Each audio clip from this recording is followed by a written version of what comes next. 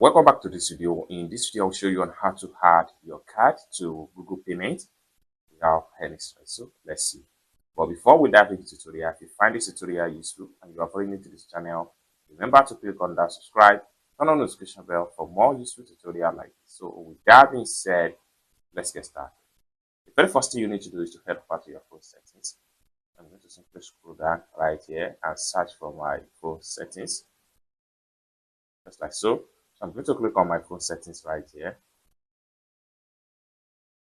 It's going to take you right here. Next thing you need to do is to simply scroll down all the way down and make sure you look for users and accounts. So simply click on that. Then it's going to take you right here. Next thing you need to do is to simply click on autofill content, and it's going to take you right here. Next thing you need to do is to simply scroll down and make sure you click on payment methods.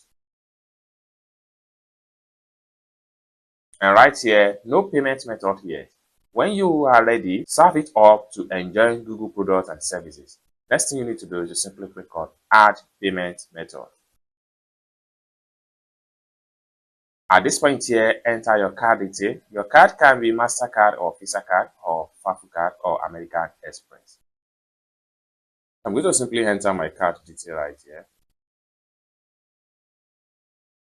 Then having entered my card detail, I need to enter the month and the expire card detail. Then the CVC 3 digits at the back of the card need to be added.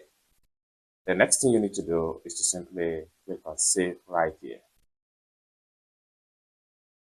And the card will be saved successful, just like what you see right here.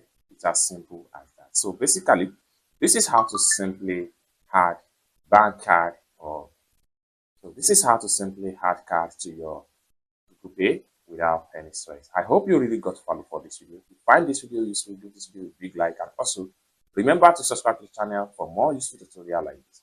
Thank you so much for watching, and I hope to see you in my next video.